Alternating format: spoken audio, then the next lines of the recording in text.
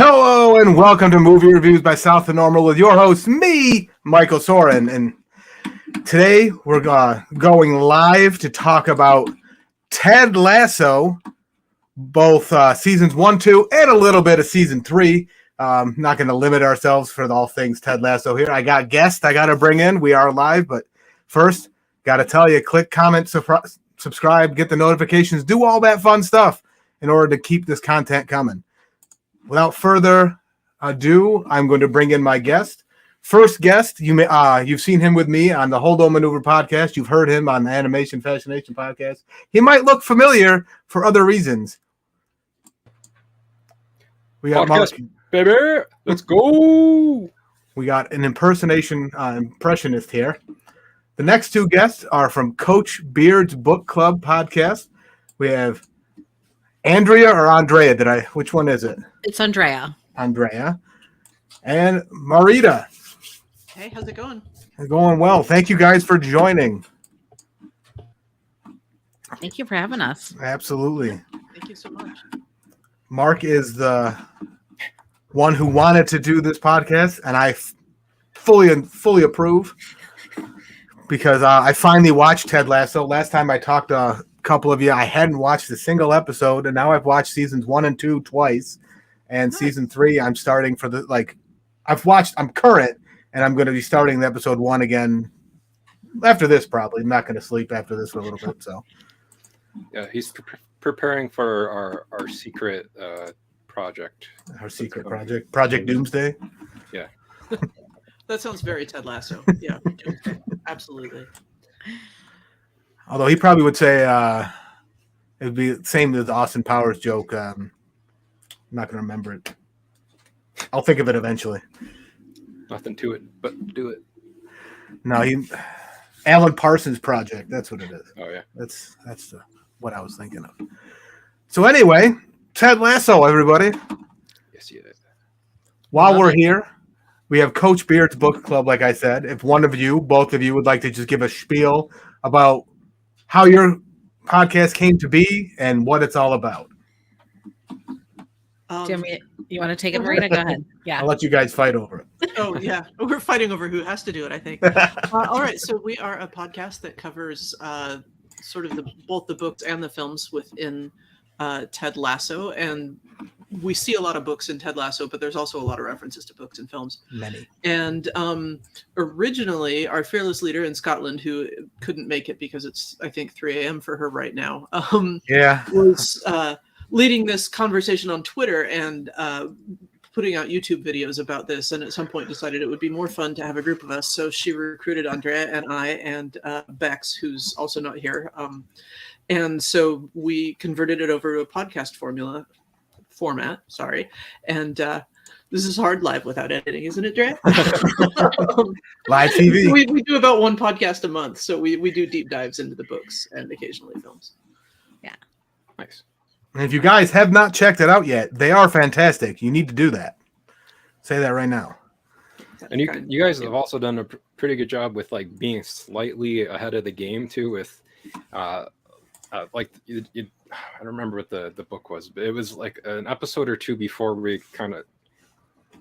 Right, so we're going to talk a tiny bit of season 3, but it was like an episode or two before There's no rules here. Just go. Looking at Colin's storyline in season 3. Yeah, so it was very well timed. Yeah. No, the timing came out really well, and I think it's, that was signposted just a little bit in the first couple of seasons. So I think Andrea and Michaela might have rioted if we didn't get the Colin storyline that we have. But we did get that one in just ahead of the buzzer. So that was good timing. Yeah, that was great. And an excellent storyline it was. Yeah, I like how they've handled it. I'm happy about that. Mm. If I could do one thing different, I'd remove Trent. I don't care for him. Sorry. Not my Really? He just seemed shoehorned in season 3. Like, I liked him in the role he was in, but now he's just like there too much, just like standing there. And it's like, I like you being that guy who's pushing Ted's buttons all the time and like asking him to, but Yeah, like he's not asking him hard questions. He's just kind of observing. And yeah. I don't even think he's kind of observing. I think he's looking at Ted lovingly, but I'm kind of here for that. So I'll allow it. That's for sure. Because their interactions were great in the first season, and he was like, because he was the first reporter, I think, to ask him a question if I'm wrong. Correct me if I'm wrong. And then there's the joke where he says he's from the Daily Planet and all that fun stuff, which made me chuckle because Captain Planet, or no, wait, Daily Planet's not Captain Planet. Sorry. All over the place. Superman. But yeah, so do you want to just go into like season 1? Yeah, we're in season. I was just about to say we're going to recap season 1 here a little bit. The overview for those who have not watched Ted Lasso yet is that Ted is an American football coach who is hired by a divorced Rebecca Welton. I forget her. Is that her maiden name or married name? It's her maiden name. Yep. Okay. She hired him to piss off her ex-husband, essentially. She wants his favorite football club, which she now owns, got him in the divorce to just look foolish, to make him mad. So she hires an American, Ted Lasso, to come over there and coach this team in hopes that it's just the laughingstock of the league. That's the basic overview, high level. One question I have, and maybe it's been answered, did they ever say why she picked Ted specifically? Or is it just he's the only one who said yes? What I remember from the pilot was that Ted went viral for like bringing an underdog college USA like American football team to like the championship, and basically she did it kind of as because like how she was trying to sabotage AFC Richmond. She was doing it more or less because who would be more qualified to coach a European football team than an American football team coach? Right. So I think that was more or less the thing for it too, and then primarily again too, because they're the GIF or GIF, as Leslie Higgins would say it. I believe it's pronounced GIF. Roy says GIF as well. Yeah. Let's not get into that. That's a different thing. But I believe Coach Beard would get into this. So yeah, I think that is a fight. I think that's a hill he would die on. I do. I think he has a strong opinion one way or the other. I would say GIF because it's got the hard G and it would be a graphic interface format. So, but anyways, I believe that was why too, and that was like Higgins shows her like the GIF that everybody like uses where he's like where Jason Sudeikis is doing the dance that he would do from the What's Up With That sketch on SNL, but in that. And also, if people hadn't ever noticed before in that GIF, Coach Beard is in that too. He's in the back, like freaking out with the team as well. Yeah, he's kind of like lost in the background there because everyone's focused on Ted dancing and that. But that seems to be Beard's MO, just kind of stay in the background. So. You can't look away from it. Mm-hmm. That's why I identify with Coach Beard in many ways. So you're gonna hula hoop and that's the only way. Become a tea drinker. I do not identify him with. I identify more with Ted with the garbage water, as well as. But I am not a good hula hooper, so that's just Brendan Hunt being amazing at hula hooping in real life too. So.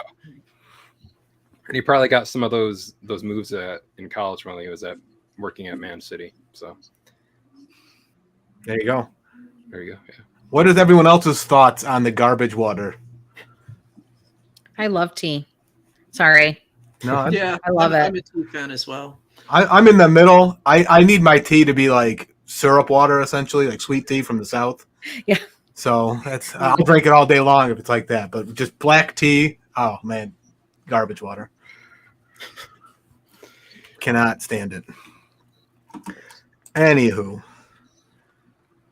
So in season 1, we're seeing, I didn't expect it. I'll say this, the panic attack angle start where he's doing the hand thing. Like I did not go into this thinking we'd have a serious range for this character, knowing Jason Sudeikis and where the Ted Lasso character was birthed. Yeah. So that was nice to see that they kind of added some drama to it. What's his name? Bill Lawrence. I guess that's his forte. Is this style? Mm-hmm. I don't know if he's the creator or just a producer. Someone can. Well, he's kind of credited as like a creator, but like I know like the idea originated with Sudeikis and Joe Kelly and Brendan Hunt, like when they had all been working together years before, like in Amsterdam. So that's kind of like why Amsterdam is also important to the show. But and then they eventually did like those like NBC Sports like shorts that they did. Because like NBC had gotten like the rights to show the Premier League, and they wanted like some kind of sketch stuff with that. And it's interesting if you go back and watch those and watch the pilot too, because they do reuse some stuff they do from those in the pilot. So what I thought would have been interesting is like if they didn't do that and like somehow those are still like canon to like alternate the Ted universe Lasso characters. story. Yeah, or if it's just like maybe that was why Rebecca had hired him, because he had previously come over one time before and worked for Tottenham at that point. I thought that would have been a cool thing, but also because they also played Tottenham recently in one of the more recent episodes. I thought it'd been funny if they'd had like a slight like nod to like him previously being the coach to them, but it's funny. Go ahead. Oh no, I don't want to interrupt you. I had a little bit of a longer point, so go ahead. I was just gonna say it's funny to see Brendan Hunt in those shorts too, as that version of Coach Beard too, just to see how much both Ted and Coach Beard have evolved from those like original shorts to like the long form TV show. But it was interesting. We had a good discussion when we covered The Princess Bride on our podcast about sort of how much they let the characters sort of develop and tell them who they are. And The Princess Bride does some things when you go from the novel to the film where the dialogue is very, very intact. But sometimes some of the best lines of dialogue were brought in a totally different context. The life is pain. Anyone who tells you otherwise is selling something. Like in the book, that's Fezzik's parents telling him that, right? It's not Wesley. So I love how they've managed to bring over a lot of the best lines, even though the characters have evolved considerably.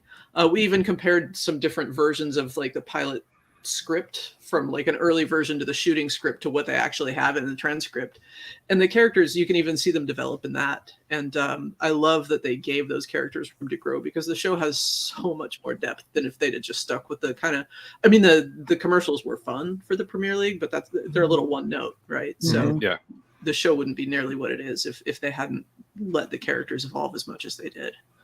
Yeah, and I mean, and all the depth that they've added, like you said, that it was started. Right. I think everyone was just like, oh, it's going to be this silly little show. And next thing you know, it is.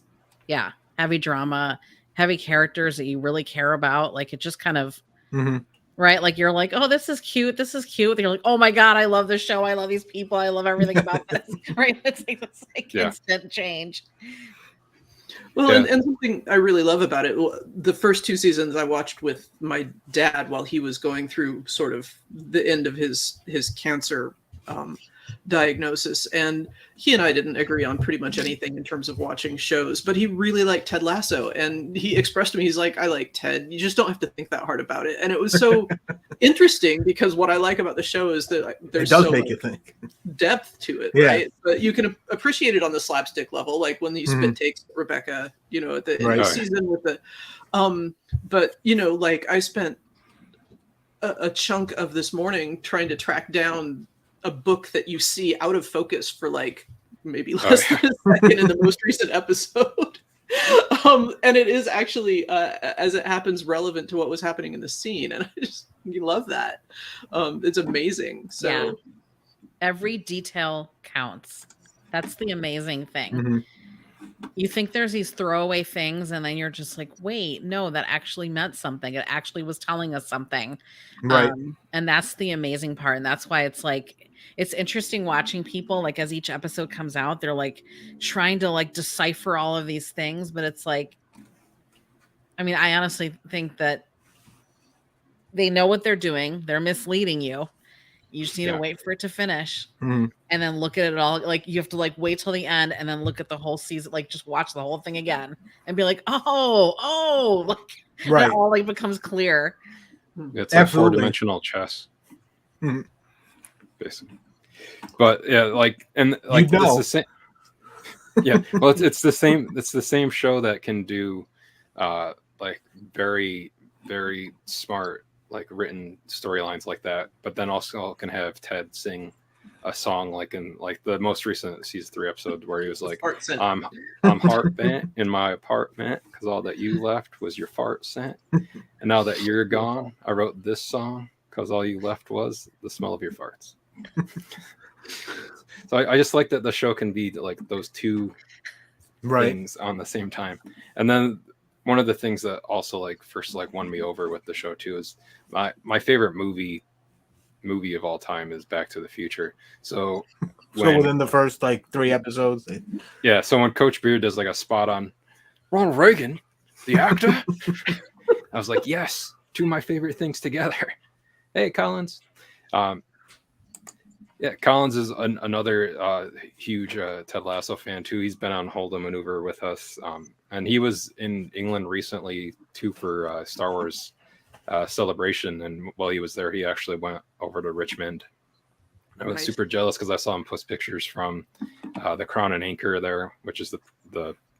Or wait, I was gonna say it the other way around. It's Crown and Anchor in the show. It's the Princess Head in real life. But he took some pictures there, and I thought it was pretty cool that he got to go there. Skip one comment and hit this one because it's kind of what we're talking about right now. It's on topic. How Josh Borsity feels all the characters are able to share the spotlight. We have the main characters. Each person feels equally impactful. That's true. Very true. Except for there's a lot of bit players on the team that like have one line here or there in an episode, and it's just like they throw them away after like that line. You don't see them again forever. The one that comes to mind is the French player. Like I don't even know his name, but they had him Bouchard. They have him like pop in every now and again just for like a jab at the French, it seems. But I love how they do things like Bumbercatch. Like Bumbercatch has slowly over time has like come to this point of like he's apparently the hottest, has the best body of the whole team, right? Like he's completely skilled in all these things. Like over time they give you one piece of him, but now he's like, he's an icon. He's everything. Right. Doesn't choose Cheerios. And then we got to backtrack a little. We got a fight brewing. Yep. I love tea. It's the best. Gustavo's coming for you. But no, the characters, like they do a great job. Even if they have a small role, they kind of give them more in this small little bit than most other TV shows would. There isn't just like a character who's a one note. Like they walk in the room, they do the same thing every time you see them. At least I don't feel that. Yeah. And like we're all saying, like it's interesting too because if you go back, which I'm gonna do once the show's over, or once season 3's over. I don't know if the show's gonna be over after. Nobody knows that, I guess. We'll find out. Once this season is done, though, I'm gonna go back and like watch 1 through 3 again, and just watching like some clips from the first season already too, and then like seeing where some of these characters are like now. Almost near the end of the 3rd season, you can, even though some of them aren't like the like main characters, like they're not Ted, they're not Rebecca, etc.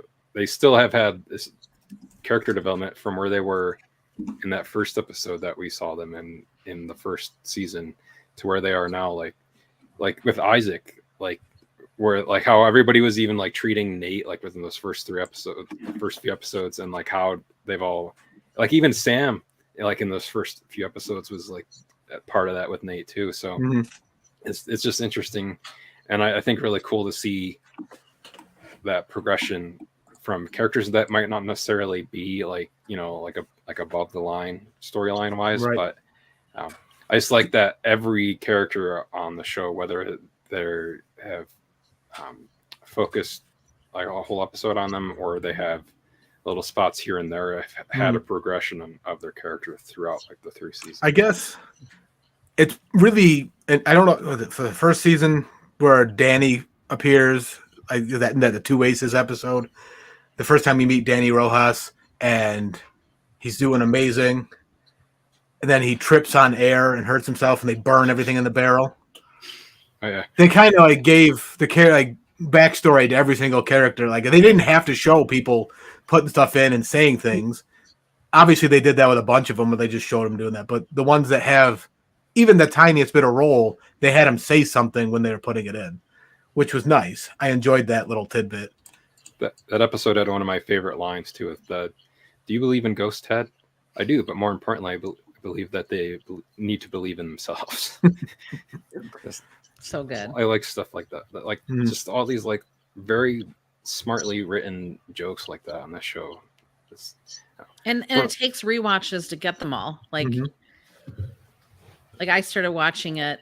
I saw season 1 before season 2 came out. And so then you're just like rewatching season 1 over and over, and you think you're going to get sick of it, but you're like, you notice new things every time. Yeah. That's why I really believe like we have to wait till the end, and then we got to watch the whole thing again, because it's like things are going to pop out that you never imagined. Right. And how many things where you can see the thread where they were building the whole time. Yeah, no, there's so many callbacks and so many sort of things that they mirror through the show. It's a lot of fun to see those things develop. Well, there's even that towards the end of season 1 when he has to bench Roy. He tells that joke, "What do British owls say?" or something, and you don't get the punchline for at least one episode. I don't know if it was multiple ones. I think it's a few episodes. Yeah, it takes a couple. It's just they, and that's my favorite thing about the writing and writing in general is when they do that. They plant something here and it pays off, not like immediately, but they come back to it eventually. Which I feel right now in season 3 they're planting a lot, and I don't know if they're going to pay it off because we don't know what's going to happen. Fair enough. I mean, I feel like, we're getting into these last few episodes, and I think there's a lot that's been planted and a lot of buildup, but I think we're getting into the start of the payoff episodes. I mean, those of us who were cheering for that Colin storyline, that was a hell of a payoff, this most recent episode. So I don't know necessarily what those payoffs are going to be. I'm a little more agnostic about it than I think maybe some people have a definite, it has to be this. And, I don't begrudge them that, but whatever we get, I don't think there's going to be any payoffs that haven't been set up as a long game. I agree. And could the payoff be if there is something beyond, right? Maybe they're planning that next thing, and there's going to be some payoff that we're not going to see at the end of the show, but who knows? Yeah. What's number 4? Yeah. What's number 4? Right. And then what Josh said here in the comments too, is just like basically listen to what Ted or Walt Whitman didn't actually say, but what Ted said Walt Whitman said was to be curious, not judgmental, which is just like one of the many like Tedisms like that they do like on the show too, like between stuff like that.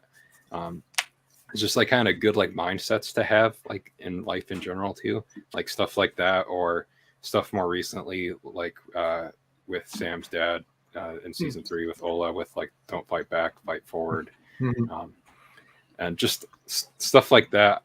At least I have found personally between that and then with how much they've touched on mental health, I appreciate how much the show kind of highlights that kind of stuff and normalizes things that should be normal too, that like a lot of other shows don't like touch on. And then that's also like another, like, I think a good selling point that I like when I try to suggest to people to check out the show, that like, if you're not necessarily into soccer / football, that this is no, you can watch the show easily. That the show, because you just that's more the setting than the story. That's the word. You just can just be like Ted and be like, the sport's so confused. Yeah. I don't get it. I have no idea. No, that's still fine. don't. He's just a little off. He's not aggressively offsides or whatever the line was. I think passively offsides. Yeah, something like that. While we're still on season 1, let's go around the room. Lion or panda bear? Oh, lion. Panda. Lion. Oh, man. Marina. Hey, to make the book club, we have to have differing opinions anyway, right? Or we would be boring. We'd all come up with the same takes. What do you think Bex and I think Michaela is going to be a lion. Do you think Bex would be? No, I'd put that the other way around. I'd put Bex as lion and Michaela as panda. I think Michaela and I can just chill and eat shoots and leaves. Yeah, I agree with you. Yeah, okay. Mark, Coach Beard. No, I'm the host. You got to go before me. I'm gonna say panda because Kung Fu Panda. Skadoosh. Trying to remember the line. Why would I'm me? Why would I want to be anybody else? Oh yeah. There you go. Yeah. It's just because the mental health thing you're talking about, and then Ted's line after that. I don't think you realize how healthy mentally that is. Yeah, I use that GIF so much that I don't think you realize how psychologically healthy that is. That's the line. I'd pick Panda for myself though. I did this thread from the Signs episode this season when Ted gives the speech at the end of that. With like how much that speech itself specifically like kind of like touched me just because of different stuff that has happened personally to me this year. That one like hit me like really hard. Mm-hmm. So I had written like this whole kind of like tweet thread with it, and then the thing that kind of made it for me too is that Jason Sudeikis ended up liking that tweet. That's awesome. Yeah, and the last one had that GIF in it of the I don't think you realize how psychologically healthy that was, but I basically just like shared like how, because my mom has been watching the show this year too, because her and my dad had been watching it. I suggested to them last year to start watching it, and they had made it through about halfway through season 2 up until like the beginning of March or so. So she made sure that she's gone through now and like rewatched all of it again, and now like she's started to send me like links of like stuff about like she's like really locked into like she wants Roy and Keeley to be back together again. I have my thoughts on Keeley. Well, we'll save that for a later time. Oh yeah, I read those in the show notes. But yeah, like she's like her and I have been kind of trying to develop this tattoo idea, like where like the belief sign has become kind of like this whole big thing that's kind of representative of the show. We had thought of an idea to kind of get this tattoo to like honor my dad, but to also because any of the tattoos I have, at least myself personally, mean many various things to me. So even if it's the Spider-Man like head on my forearm or the Rebel Alliance logo on my forearm, those don't just mean that to me. They mean like a whole bunch of different things. Mm-hmm. So like what we had been discussing is like both of us getting the like belief sign, maybe possibly like tattooed like on our shoulders. But instead of like like Ted's handwriting from the show, then going through and like finding my dad's handwriting on different stuff, and I've been trying to like Photoshop it together so that I can make it look like my dad wrote the believe on there, so that can be like a way to both show how like important obviously my dad was to me and my mom, but to also show like how much he and my mom and I were all connected with that show and how much it meant to us too. Oh, totally. So and so that's why even like some of the stuff in like later in season 3 has been hitting me like harder too, mm-hmm. like with Ola and Sam in that episode. I don't think I can rewatch that episode again. A lot of dad storylines throughout this series. Especially like with like Ted looking through the window in that one too, and like seeing like Ola and like Sam like hugging each other. Mm-hmm. I was thinking, I was like, man, yep. Because like father and son stuff already like hit me differently like after like my son was born. Like, I mean, that was 17 years ago now, but like that stuff still. So like now it hits me like in a different like level mm-hmm. too. So that's again like just why I like the show, just with the way that it like tackles different stuff like that, and just how it and like this is another thing too, like with pointing the wrong with like even like I like do like like NFL like audio work with my friend Chris, and like we even with how much the like he won't watch Ted Lasso. I don't know why, but he still was like a good enough friend where he like let me like kind of develop like the enhanced audio Diamond Dogs logo for us to kind of like work under. So we worked in my like mini Schnauzer, this being instead of the Greyhound, like holding like there too. So I just like how I don't know what I'm trying to say other than just that like since the show lost, I guess I haven't had a show that's connected with me and that I've connected with as much as this show, and I think has been just as smartly written as that show too. So, but I'm gonna stop talking because Coach Beard doesn't talk this much, and this isn't. He does when he's out on his own. This isn't Darth Ibbert after hours. So, however, somebody else talk. Before we get to Josh's comment, we're going to talk about one episode in particular from season 1 before we go to season 2. Make Rebecca Great Again. That's the one where they go to Liverpool, and I think that's the first, and Sassy, the first time we meet Sassy and all that stuff. That's the episode where, and my question is, should Ted have hooked up with Sassy in that episode? Yes. Yeah, I mean, it's kind of where he was at in his journey. I just felt it was quick for like what he was going through with the divorce, personally, because we didn't know about Dr. Jake yet. We did not know about him and his wife. Like, so I was like, it felt out of character for me, for him. That's just my personal opinion. People react to pain in ways that. Mm-hmm. That was his reaction at the time. I mean, yeah, like I'm not saying like he was. I'm not saying right or wrong. Yeah, like, it's like that was his reaction. I mean, I wouldn't change anything. Sorry, I didn't mean to interrupt you, Drea.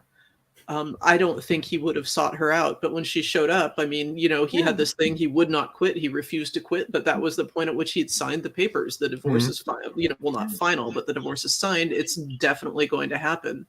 And, at that point, the thing he committed to is no longer there. So I don't think he would have chased her down, but when she showed up, he wasn't. Pain for everyone is unique and everyone reacts in their own way. Mm-hmm. Yeah. That was also the same episode where he kind of got, where I think it kind of started laying the groundwork for like Nate kind of starting to get disillusioned or getting upset with Ted too. Because because he's doing that thing where he's sliding the paper under the door. Yeah, because he couldn't commit to it, and then so Ted got, just because of like the place he was in mentally there. That reaction, felt got, like okay, yes, I agree with like me personally would like I would do that in that situation. The other one I probably wouldn't have done. That's just coming from my standpoint. Not right or wrong, just a topic of discussion I wanted to bring up. Well, I think it's interesting on Nate's journey in that too, and I've discussed this at length in some of our episodes, but that locker room scene in Liverpool where Nate just tees off on everyone, right? It's interesting to watch that journey for Nate because outside of Ted, who is kind to him when he's just making good decisions and being kind, right? Nate can come up with these great ideas and they're actually good for the team, but even when he's writing plays and things like that or setting up plays, the side pricks, as it were, are still being horrible to him, right? So the first time all of those guys are nice to him and accept him is when he's just an absolute shit to everyone, right? Like when he's horrible to everyone, that's when he gets acceptance. It's not because he's brilliant necessarily. It's because he can come up with all these, and like he wasn't wrong in his critiques, but I think it was more the way he said them. The delivery, Yeah. Yeah, it's also interesting, like obviously post like the end of season 2, like going back and like watching that scene too, because like at that point when you're watching it, you're like, yeah, all these guys deserve you saying that to him because you guys are being like jerks and whatnot to him earlier in this season, back in season 1. So we're kind of like rooting for him to do that, but then you can kind of see that was coming from like a different place that wasn't as possibly as healthy. Right. So that's why like you've already said that like the show merits definitely many rewatches too, because it's layered with that storytelling And also just because the show recommended Iron Giant too, so like people need to watch the Iron Giant if you haven't watched it. And in about 75 minutes, you're going to see a bunch of grown men cry. Yeah, and what's funny is that like it's off camera, but like in this corner of the room that I'm in, there's a Karen Hallian like Ted Lasso art with the belief thing, but then kind of kitty corner just to the top right of that is a Iron Giant poster, and that was unintentional because I had hung that before I had gotten to that episode of Ted Lasso. Nice. So after that, I was like, oh, nice. There you go. So, and then two more things. Like we get the first full-blown panic attack in this episode. Yeah. But before that, we hear Rebecca sing, and it brought out one character trait that, like a little thing, I don't know, everyone probably saw it, that I didn't notice until my second rewatch of this, was with Roy lip syncing to Let It Go. Like the stuff they do with Roy is subtle at time, and it's great.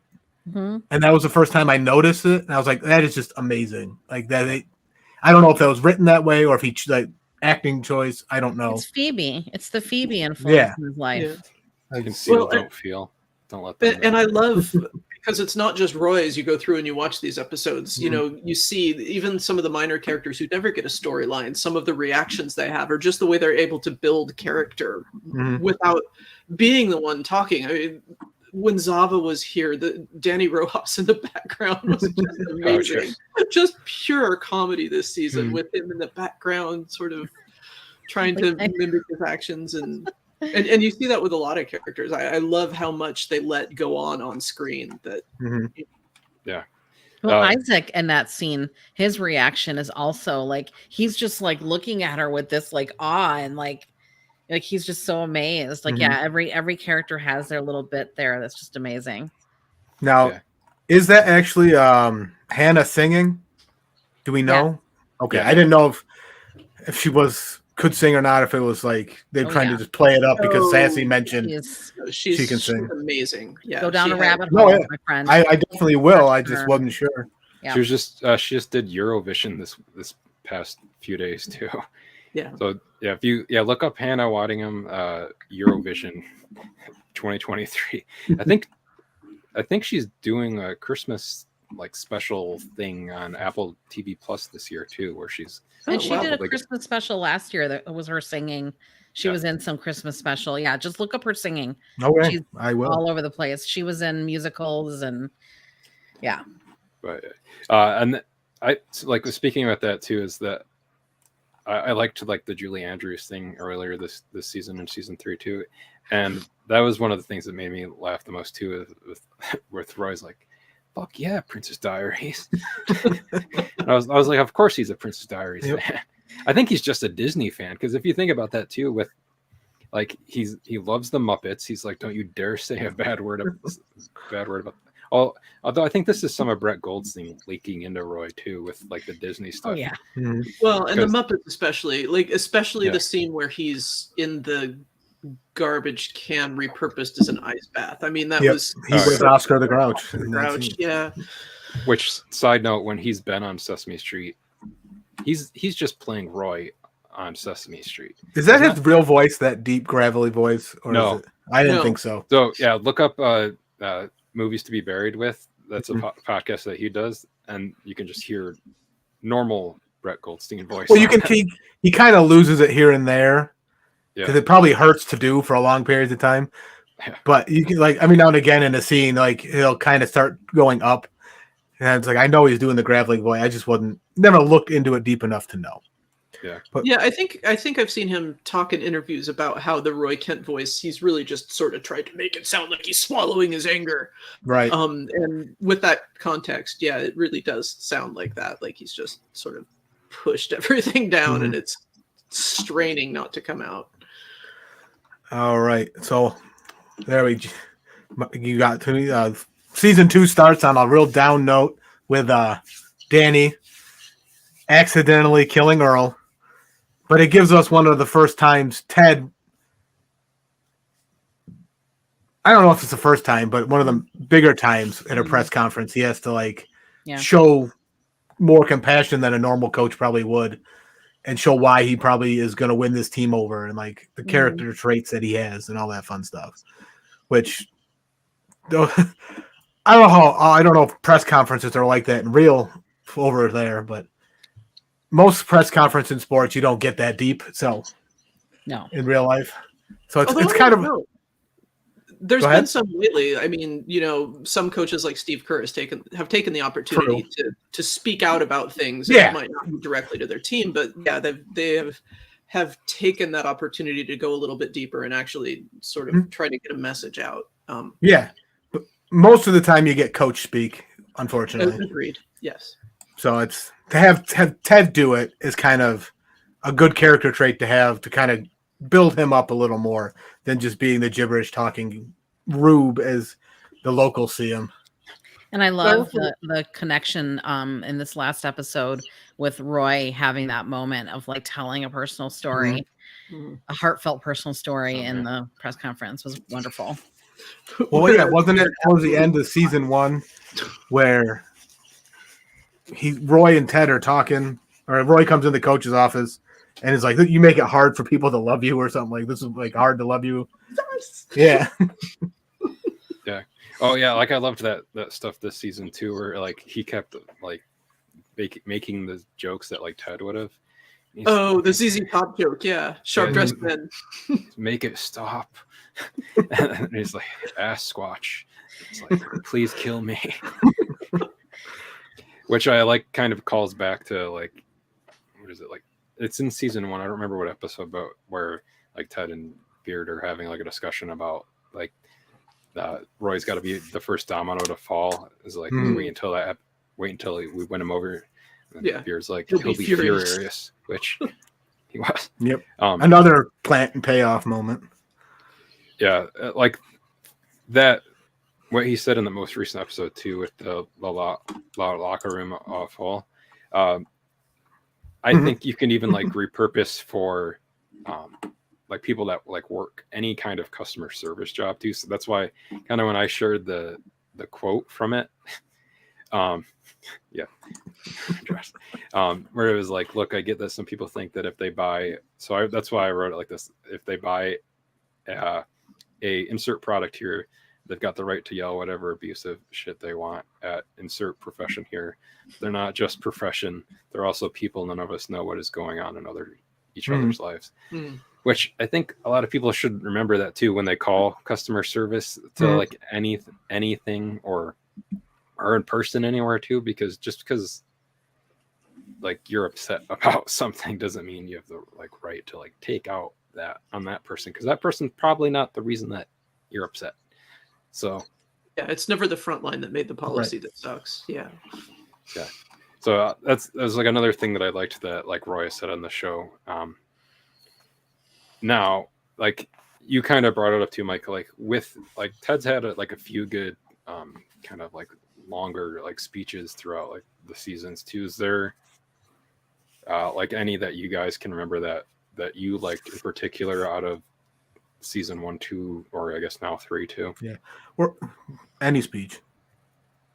Yeah, I maybe it's because it's so fresh, but I absolutely love the Ted going through and saying we don't not care. The most recent speech, what is he saying to Colin? Because I think that's an important point for people, whether it's in the context of someone trying to say, well, I don't see color, or someone basically just when someone's different saying, oh, I don't care about that difference. I think appreciating and helping people sort of see that, if you can look at how that person's difference has affected their life and appreciate what they've gone through and sort of experience that with them, that's better than just ignoring that there's that difference there at all, because then you're not really seeing the person because you can't see all the experiences that they had. So I really, really loved that speech. I like how they handled it.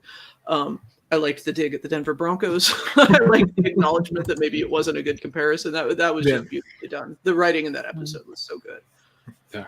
Also this season, the one he did about, when the team had gotten so angry about learning how the believe sign was torn, and he just kind of was like, this is a symbol. And it's not, we can't put that much into it. This isn't what's important. It's what's inside of all of us. And just like, that was also, like those two speeches. I mean, I think obviously the the barbecue sauce moment. His, is like gonna always be a favorite, like that, because again, that was in the beginning, but like I really feel, those two, the one Rita brought up and then the other one in the season have just really just been like very impactful. I agree. And there was, I mean, obviously there's the one from the hope that kills you in that episode, and as well as like the one, like the I believe and believe, so I've already said it a few times, but the writing on the show is like really good, and like Josh said another thing with like here with Rebecca's line in this most recent episode too, you'd rather eat shit soup and complain about the portions. So it's not like just Ted that gets to like the really well written lines. It's and then I've just liked like the random like kind of like stuff in here too. We kind of preliminary like kind of side touched on with like the progression of like the Roy and Jamie kind of relationship from season 1, where like they hated each other. Well, more Roy hated Jamie, and then like that whole dynamic between like how that became kind of not really a love triangle with Keeley, but kind of love quad. No, it wasn't quadrangle. Dodecahedron. I think that's what Ted said. Yeah. But like where they went from there to like season 2 with like Jamie dealing with like his dad just being like an ass, a knob. And then, and then Roy being the one to walk over and give him a hug to like comfort him because of that. And then to like season 3 now, like where like Roy is the Yoda to Jamie's Luke, and he's like training him there, and they have like this whole like kind of a bromance going on. But like I liked the whole thing with like the bike training in the Amsterdam episode too. So it's just cool to see like where they've gone from season 1 to like where they are now, and just like just that bike training scene, the physical comedy in that, how much restraint it would take to be on that bike and just fall without really oh my god, I love that scene. That scene is brilliant. Now I wouldn't be doing my job as host if I didn't stir the pot. We're on the topic of Jamie Tart. In this season, he's on that Real Housewife type show, whatever you want to call it. Lust, I think it was named. And I can't help but think that Jamie Tart looks like sexy Squidward. If you know what that looks like. I saw the picture that you sent for this. Yes. And so I'm gonna you guys talk among yourselves. I'm gonna download it so I was gonna say you can present it in the show, so I'm everyone looking can see forward it. to seeing this. I just gotta get it in there. Talk amongst yourselves while I'm working on it. But like I saw it and like now I can't unsee it. That's right. So thanks for that, Mike. You're very welcome. I mean, Jamie's journey, let's just talk about, right? Like, I think there's been so many journeys of so many characters, right? And I think there's been the pivotal ones, right? Like, obviously, what's Ted going to do and what's going to happen to him, and Nate, and is Nate going to be redeemed and come back or not, or what's going to happen? But like, right, then there's all these other characters that are going through journeys. Isaac's journey, Colin, Bumbercatch even being revealed as the amazing guy he is. But Jamie, I mean, the person he was in season 1 of the person he is today, him showing Keeley his, accountability. Amazing. I love it for him. Oh, well, keep talking. This StreamYard's being difficult. Hold on. Sexy Squidward fighting with you. Is that? It is. He does not want to be seen. He does not want me to ruin this for you guys. He's not here. He's not there. He's not every effing where. It's just I tried to open. I have 2 browsers going, and I opened Sexy Squidward in Chrome, and Firefox is like, we don't know what Chrome is. So I just got to log into because and there's also a subset. I mean, there's a whole subset of the fandom who wants to see Keely, Roy, and Jamie end up. Oh yeah. In a threesome together in a throuple, which interesting. Yeah, I'm not sure I see that in the show. I get why they want that. I'm not sure I see them headed there. But at this point, I'm actually probably more attached to the Roy-Jamie friendship than I am to the Roy-Keely relationship. Yeah, I agree. It's beautiful what's happening between them. Beautiful. Well, Mark, if you can find it for me, I'll let you find Sexy Squidward because it's just not working on my computer. Okay, I'm just going to Google it myself. Actually, that's a solid I've had point. enough. I'm sorry, technical difficulties. But while we're also talking, you mentioned Keely twice now. And my question, and it's probably I know the answer. Do we need her character at all in this show? Yes. Why? Well, hold on. Emotional reaction? That was probably initially an emotional reaction.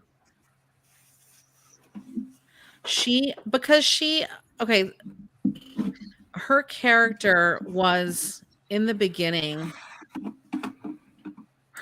She's the one that brought Rebecca out, that brought Rebecca back. It was Keely. Right. I mean, but could it have been someone else? Who? I don't know. I'm posing the question. Yeah, no, I think she's important to the show. I think her relationship with Rebecca, I mean, she's so integral to so many people's storyline because she's integral to Jamie's arc, to Roy's arc, to Rebecca's arc. And I mean, we don't really have enough women of depth in the show. It's a show about soccer, right? So you can forgive that it's about an all men's team and there's not that many women there, but I think it is important to have a woman who is not in that dynamic power position like Rebecca. I think Keely's a really interesting character, and I don't think the show would be the same without her. You're right. It wouldn't be the same without her, but for me, I don't know, maybe it's more lately. It just seems when she interacts with the main people, you're just like, why are you even there anymore? You're not with Roy. You're not with Jamie. You're in your own business. And obviously Rebecca, but I don't know. For me, it's like she kind of like has gone downhill from the get-go. That's just personal, my opinion. But she may have, her storyline definitely has changed, and she is definitely a character with a lot of influx, I would say, right now, right? She's not grounded. She's got a lot of different things happening. But I do think that she I think she's been a force on the team, and the team reacts to her and respects her. And I don't know. No, it's just it's there's a lot of characters, and and she's probably the biggest one I could pick to say, do we need her? Like Trent is the second one down. Do we need him? We did it first, but do we need him now? Like, I don't know. I think there's a lot of Trent ride or dies that are going to take some issue with that. I love having Keely there. I love having the opportunity. She's such a contrast to Rebecca, and there's, without going too far. All right, I figured it out. There he is. Sexy Squidward. Wow. That is Jamie Tart right there. Jamie Tart. Do. Not to interrupt, but I figured it out and I jumped on it. No, I'm with you. Lost my train of thought a little bit, but women are so socialized to only behave in certain ways. And I think having a woman on the show who is valid and important and intelligent, but who doesn't behave in the same way that Rebecca does, right? She has her insecurities, and she's sort of learning to be strong through that, and actually seeing that reflected in her journey. I think that's important to the show. She can be who she has been. The fact that she's posed topless a bunch of times is not doesn't reflect on her character. It's okay to be that because that's how she's chosen to be. I think having a character like that is good because other than that, like Rebecca is amazing. I love Hannah Waddingham. Like Rebecca is an amazing character, but she's maybe not that representative of how a lot of women have lived their life, because she has so much more power than a lot of women do. And Keeley doesn't have that. I think it's useful to have that perspective in the show. I think that's a great point, Marita. I feel like Keeley is so unapologetically herself. Yes. That right? Was so much more succinct than what I said. Well done. Yeah. Like, no. She's just unapologetically herself. I mean, that's what you were saying, right? Like she, Rebecca is a woman who has had to survive in a man's world and that has shaped her. And who she is, who she presents herself as. It was such a contrast to the way Rebecca normally presents herself and how she appeared in the, with the, the hot boat guy, the hot Amsterdam boat guy. Yeah. And, like that was such a contrast with her hair just kind of wild and a flowered, dress that was flowy, and she's normally very like streamlined, very put together. Everything's very coiffed. Everything's very, everything feels very purposeful. And to see her have that contrast, she is a woman that has struggled with that, and she's been trying to, in a lot of ways, Rebecca has tried to fit herself into a box or into a role that, I'm not saying she's not comfortable with it, but she realizes that she's what she's up against and has formed herself to fit into that role. Keeley, on the other hand, is just Keeley. Yeah. 100%. And I love that. Yeah. And kind of going off that too, I feel like there's been a lot of people like that have gotten kind of, or didn't like the character of Shandy this season. But I think that she was used really well, and that it's showing like how unique kind of Keeley is, like coming from, because they both came from like the same kind of like space, profession, and how like Keeley actually is very professional, very smart about like how she's going through everything, whereas you can see like the other side of that, where like how it could have gone had Keeley not been Keeley. But just like, because you can kind of see like how much like more professional she went, like about like with doing like the different PR stuff, like with banter and different things like that, whereas that like Shandy was like just like tried to go at it just to get like the money. Yeah, and the notoriety. The wrecking ball. I mean, Shandy and that actress is so fun. She's just chewed those scenes up. That was so much fun. But would Keeley have? Go ahead. Sorry. Nope. Go ahead. No, I have seen the point made, and I think Lasso Cast has talked about this, where it sort of feels like Keeley's storyline in this season is just entirely separate from the rest of the show. I mean, there's some, and I do see that. Although we've got 3 episodes left, and with the length that they've been running, I mean, they're around an hour, so 3 hours left to show. That's like 2 entire movie length rom-coms, right? So I think we've got a lot that we can bring back in, and I do see her storyline probably, especially if Jack decides to withdraw funding or something, getting more. I feel that's where they're going towards. But yeah, with Keeley and Shandy, to me the difference is Rebecca. Shandy didn't have Rebecca. Keeley did. Because before that, Keeley was still doing the modeling things. Of course, the lion and panda talk we had. And the secret for like the paparazzi trying to take pictures of her and Ted. But she kind of stops modeling after Rebecca's like, "Can you do PR for us?" I don't know though. I mean, the modeling isn't the problem with Shandy. It's but it's like the lifestyle. It's the no. Fair enough. But there's still like judgment calls within there that I think. I think Keeley is just generally more considerate of other people and not. True, very true. I just like, would Keeley have gotten to where she is without Rebecca, and would Shandy have been able to get there with Rebecca in Keeley's place? Is the question I'm posing. Keeley was willing to listen. Shandy would not. Shandy was not listening. Shandy wasn't hearing anybody. Right. Yes. No, it's interesting to me because it was an interesting topic because how I was watching it, I was like, do we like when they have scenes with Keeley and stuff? She like brings Roy, like her and Roy, like we wouldn't have Roy where he is now, I don't think, without Keeley, personally. Yeah, like Ted couldn't get Roy there himself. So yeah, I liked the dynamic. It was more in season 2, but like the dynamic of like Phoebe, Keeley, and Roy. And like we only saw Phoebe like in the premiere this year, so like, which is kind of, that's like I think the only thing that's been a bummer, I guess, because that we haven't seen more of Phoebe, because I liked that whole dynamic, just even just like Phoebe and Roy, because I like seeing Roy feed off of his niece, right, like that. Yeah. For a young actress, she is just incredible. Like to hold it together in that scene with where they're testing her breath. Oh, yeah. that is amazing. That scene is amazing. And you made me realize something I have to throw in. Sorry. You're good. You talking about taking out Keely? I literally missed her in that Amsterdam episode. I said it in our chat. I was just like, I missed Keely in that entire episode. Or she was busy seeing the Aurora Borealis. Yes. Yeah, flying off. No, it's just, to me, like, and part of my mind was like, I had the thought, so I threw it in the notes. Yeah, it was a good topic. It's a good topic. Yeah, everyone has their own opinion. It's all good.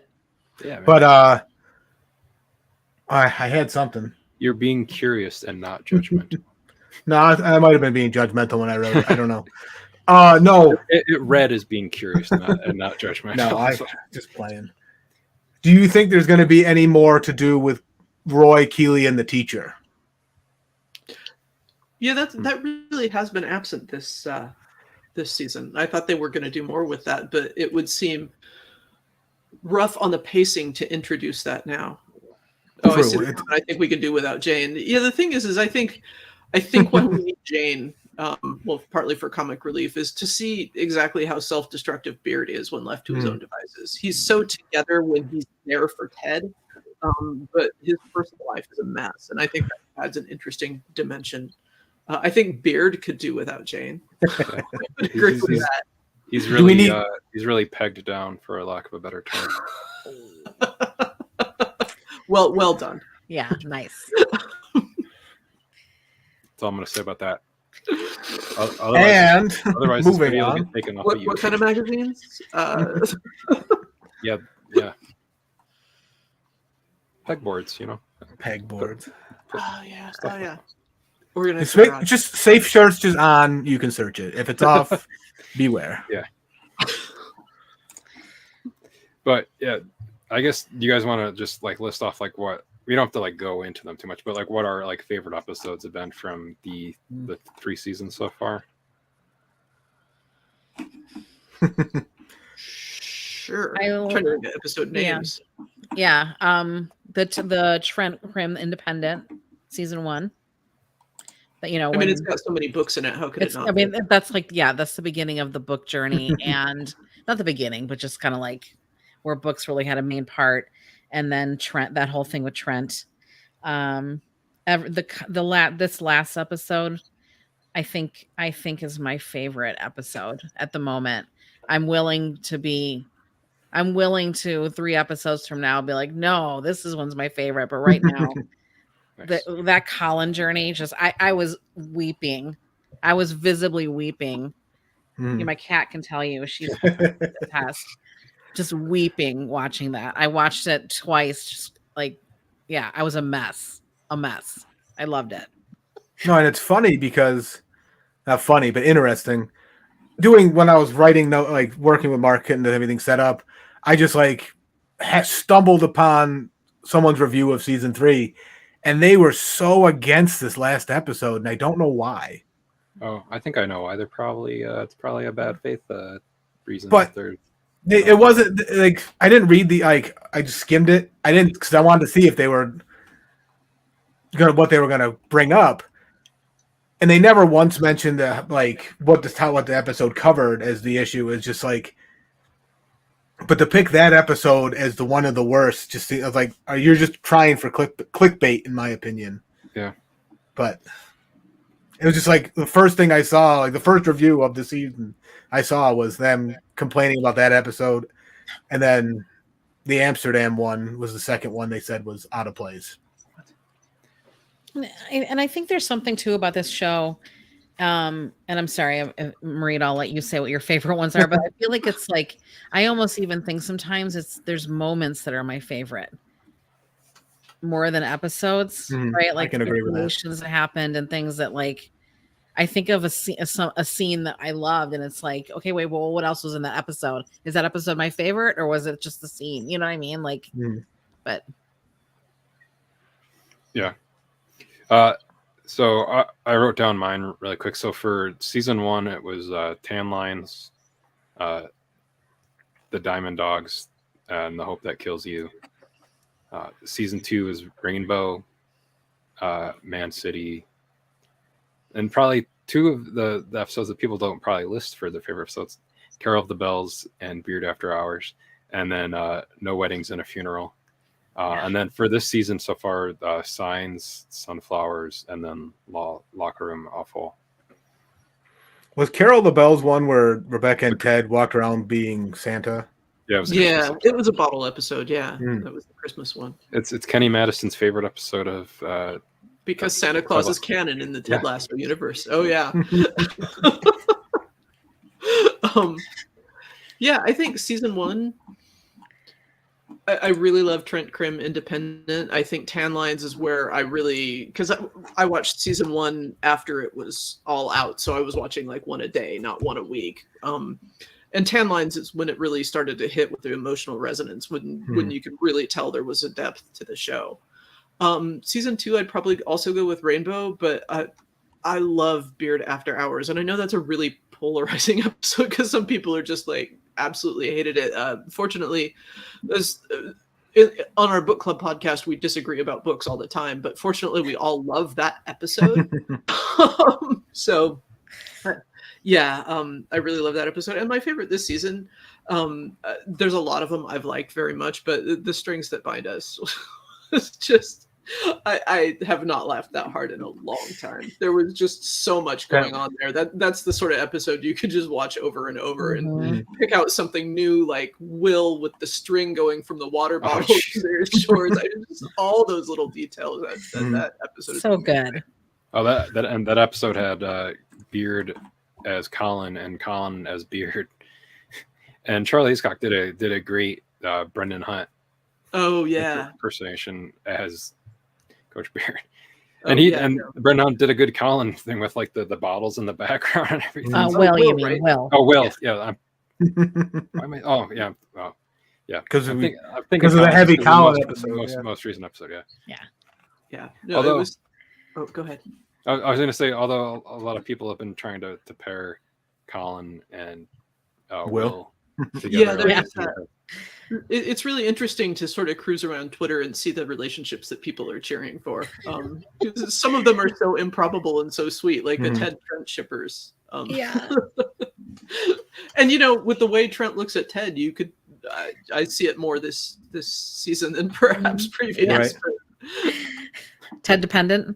Ted Dependent. The best shipping name ever. That is pretty clever. I mean, Ted's the reason why Trent gave up the paper, essentially. Yeah. I guess while we're on the topic, we should all go round robin and say yay or nay if you're for Ted Becca. Nay. I mean, well, I'm not. Actually, that's not true. I'm not against Ted Becca. I just kind of don't care. I'm not invested. It's like I'm so excited on the journey. And I just want to see where they take me, and that's really all I care about. I'm not invested. Stop being reasonable. Sorry. Yeah, I mean, I've used the word before, but I'm pretty agnostic on that. I think they have signposted a relationship there. Yeah. What that relationship ends up being, who knows? I also think they've signposted things just to misdirect people. So I'm not emotionally attached to that relationship. I won't be upset if they do. I won't be upset if they don't. I kind of trust the writers. I'm looking forward to seeing what happens, but I don't have a real heavy investment in any direction. I mean, I feel the same way about Keely and Roy, honestly. Like, I love the two of them together, but there's also a part of me that wants to see Keely. Like, she's been through so much. I just want to see Keely just be okay and be herself and be, like, I almost there's almost at this point no relationship that I'm against or for, or really like, I mean, maybe Nate and I'm kind of into Nate and Jade, and I know Marita is not, but So there have been a lot of group chats about this. I am not against them. Right now, I think Nate has work he needs to do on himself, and I just would not like to see Jade fixing Nate, because that's not what happens. Nate needs to put in the work to become a decent person. I actually like Jade as a character. I like her fine. I definitely have in my life, in some circumstances, been the person that just stares blankly at someone who won't stop talking. I could relate to that pretty hard. I'm all for Ted Becca as long as their journeys are complete. I don't want them to do something messy and then like split them up and like have that be the reason why Ted's gone or whatever. Oh, you don't want to share the exact text to that you sent to me after you had started watching Ted Lasso. Oh, when are they going to bang already? Yeah. I was like, well, if you're interested in that, I have a podcast for you to listen to. And then I told them about Tori's podcast with their soulmates. And I was like, well, I got you a new listener because this is what Mike had to say. But yeah, you should have suggested Tori change the title, because when are they going to bang already is it's more headlining. And going to Nate and Jade, I don't understand that relationship from a story standpoint, because they're trying to build Nate to be this bad guy essentially, and then they're like all of a sudden like tampering him like down. I understand he's conflicted. I understand that aspect, but could we have gotten that without having to have this relationship? I just like, why throw Jade in there, to your point, Marita, and have her be the one who fixes him? Like, well, I don't actually think she's fixing him. Like maybe that's where I disagree. I don't see that that's what they're showing. I don't think they're there at the moment. No. Yeah. Yeah, because in the most recent episode, he did make that choice himself. Like when because he could have, because he didn't need a girlfriend to make that choice. Side note: I am Ted Becca, by the way, but I'm also I'm not going to be like heartbroken if that doesn't happen. But I would like it to happen, but I'm not going to be like, well, I wasted all my time watching this show. No, you're not going to be tweeting out Jason Sudeikis, "I'm outside your house" or something like that. You're like, what the hell? But yeah, like you guys are saying with Nate and Jade,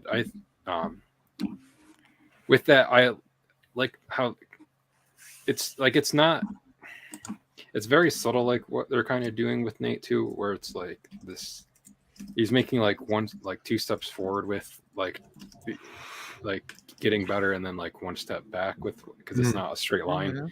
But like he'll make like those bad decisions where like Rupert's like says, I won't let Ted back into the stadium again if he comes. And he's gonna initially write like, oh, I thought it was funny, but then he deletes it and says, good. But then like he could have done like the same kind of thing here, like when he went with Rupert and then the guys' night, and then could have stayed for that, but he made that decision to get the heck out of there and like go home to someone that he'd rather be with and that I actually cared about. So I and like also people need to stop like tweeting Nick Muhammad as if like he's actually Nate. But he had posted something I think recently where I think just after that episode where he's like, do I think Nate is fully redeemed? No, but I think he's on the right path now after like the decision he made there. So yeah. So just quickly on the note of like Jade fixing him, I'm not sure that's what they're showing, but I think several times they've sort of indicated in previous episodes that Nate feels like he could be happy if he just had a girlfriend or a woman. I mean, it's talking about being with someone like Keeley would be wonderful, right? That whole line, and his missteps with Keeley, and even talking about how his dad kind of ruined his life when he what did he say? He had a girlfriend and his dad told them they could do better. Right. And that's also a great illustration of his dad being horribly toxic, and that's just a wonderful line. But I think Nate has to come to the realization that part of Jade not fixing Nate is Nate realizing that he has to do the work to be a better person, right? Wow, Joshua in the comments just got dark. You want to pull that one up? Here we go. Well, Yoda, if you go the Star Wars route, Yoda does die when he's done training Luke. So if you want to do the Star Wars we comparison. get Force Ghost Roy? He talked about Force Ghost Obi-Wan in one episode. So it's I don't think Roy's gonna die. He might leave the team, or Jamie leave the team. One of the two. I think they're kind of like heavily hinting that if Ted was to leave as the coach, that Roy may end up becoming the head coach. Mm-hmm. Oh, wait, what was my prediction, Marina, that I had? Ted Becca's going to happen. They're going to move back to America to be with, his son. Right. But and like Ted and Rebecca. And so then, who was it? Leslie Higgins will own the team. He's going to replace Rebecca, and Beard is going to stay with Jane here, and stay with the team and be the head coach. I know. I'm not saying I want that. I was just one of my okay, here's what's going to happen. That's interesting. It's a wild prediction. Well, what would kind of be a funny thing with that too is if Rebecca did move to the U.S. with Ted, they could kind of do like a kind of clever nod to like the kind of homage of the storyline that started with. And have her like buy the Cleveland Guardians. Oh, yeah. That'd be just right, because maybe that's the relationship I'll say that I'll put a stake in. Ted's gonna be with his son. I think that has to happen. Yeah. Either he moves to England or Ted moves back. One of the two. Yes. Yeah, I don't think you can run a whole 3-series story arc that has so heavily leaned on the effects of bad fathers and not have Ted back more significantly in Henry's life. I don't think you can do that. Yeah. And very true. Speaking of fathers, Mike, I know you had one other thing to say about I did Rebecca and Sam. And I liked the thing with Ola when he met Rebecca this season, and then Sam was like, "Did you make it awkward?" And he said, "Yeah, I made it awkward." So I loved that. I just didn't like the Rebecca Sam storyline. I don't know why. It just it was like when Sassy and Ted got together. Just something struck me as like that's not. I don't know. Didn't just jive. The dynamic that like she's his boss. I don't know. That has nothing to do with that. It was just why go there? Like, do we need to? What did it serve? Because you ended it so quickly. Like within an episode or two, you're like, okay, it's done. Like, so why even bring it up? What did Sam gain from it? What did Rebecca gain from it? What was the point? I think for Sam, at least, it helped him to realize that like he wanted to like with the focusing on himself, that's what like kind of pushed him into wanting to buy the restaurant to like with the restaurant there. So I at least that's what like for him, that's what kind of helped move him forward with that. And then with like Rebecca, I think it was her kind of like finally realizing she didn't need to be with someone to be happy. So that could also be like a thing where they're kind of set it up there so that like if should the whole like Ted and Rebecca thing not happen, that could be a reason too. And I'd heard them say this on Lasso cast this past week too, where like maybe the end of the show is like nobody is in a relationship at the end of the show, and they're all just possible healthy people, happy single people. That's great. Healthy single people at the end of the show. For what everybody. Yeah. I just had a memory struck me, and you guys tell me if you all remember this. But remember when they had for the children, when they did the charity event in season 1, and Rebecca and Keely were in the bathroom talking, and Keely was saying something about footballers, how she's been with footballers for a long time. And I think she ask Rebecca, like, haven't you? And I think Rebecca says, no, I've never been with a footballer. I remember the conversation. I just don't remember that part. I don't remember quite exactly. I'm just wondering, could that be a callback to it's like, okay, now she's had a footballer, right? Like, I don't know. Right. It's anything's possible. It was such a it happened. I was like, okay, that's cool. Like, I like the whole banter, like getting those two together, and then like them not acting on it. I was like, okay, that's fine. But then they acted on it, and I was like, okay, where's it going from here? Oh, really? Nowhere. Okay. Yeah, it's just my. I mean, like I remember, like in season 2. I mean, that feels like it was like a. I mean, it was over a year ago now. But like I remember that being like a big point of contention when that was happening. Like what were the kind of like the whole, I guess, like optics of that, as far as like, and that the people were bringing that up again with like Keely and Jack too, because it's kind of the same thing, but not quite exactly, but similar enough.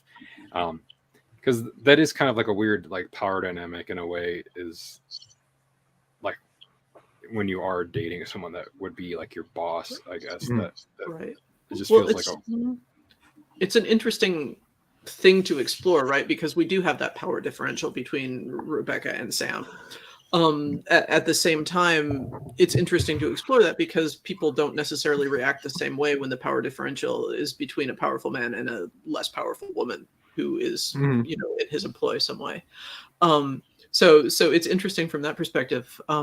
I love Joshua with the least controversial statement ever. May is my favorite character. I love her so much. I love the guy down at the pub so much.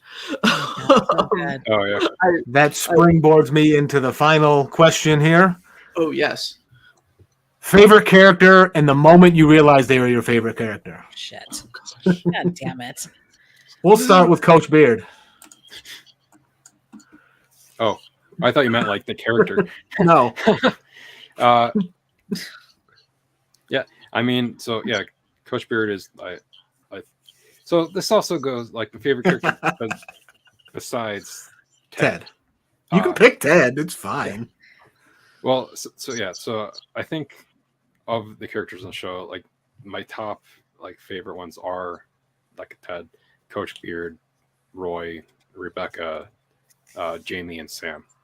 Like out of all of them, those are like my favorite of the characters. And I think it's not like even like layered, but I think Coach Beard, at least just because of now at this point with how many people have said that, like that I look like Coach Beard.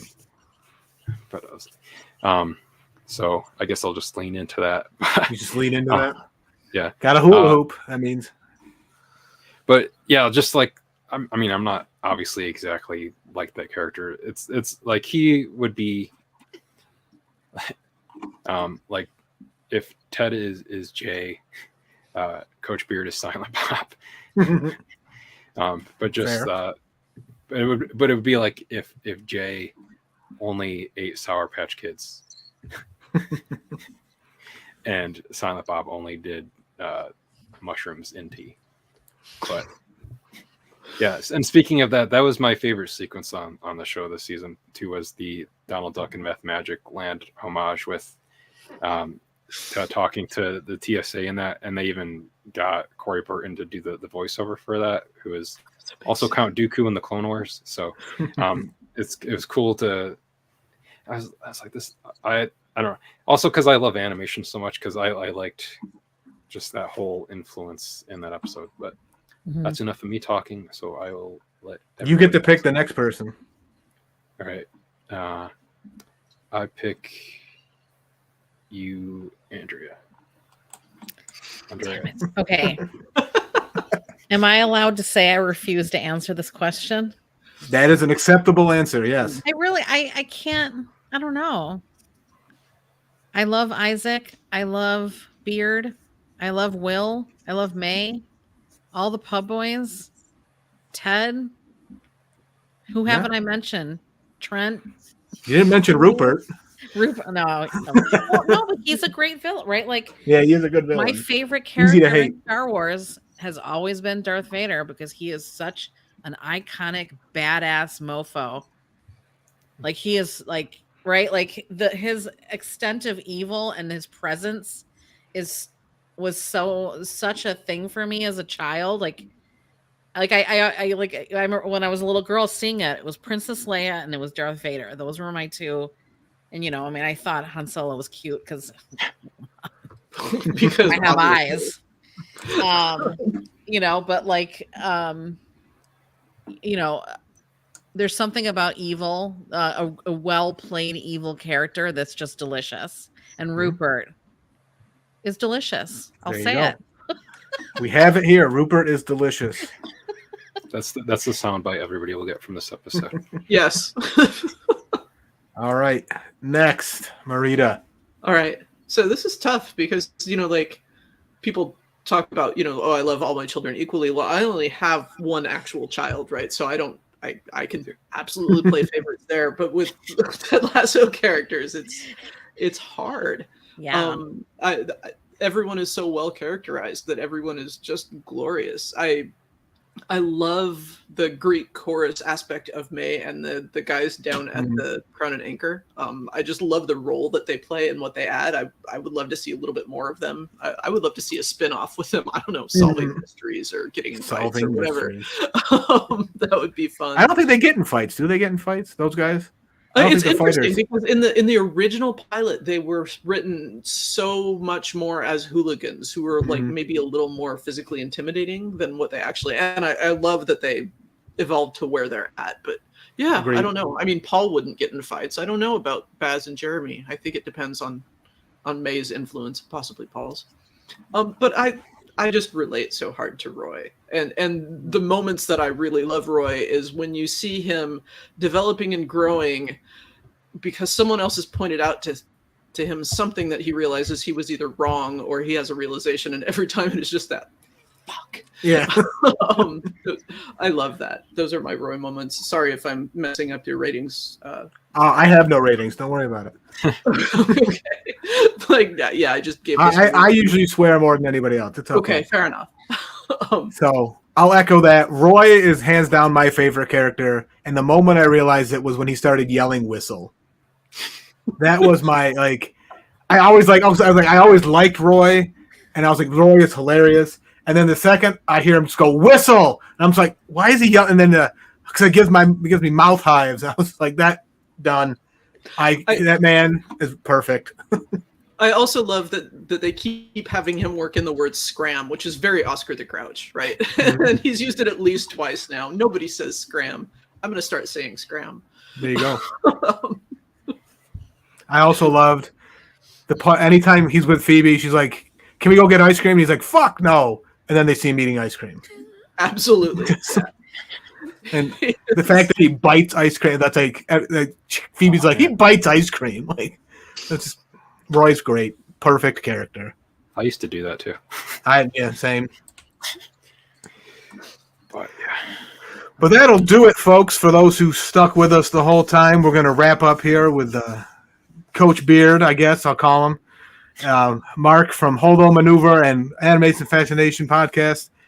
The folks from Coach Beard's book club who joined us tonight, Marita and Andrea.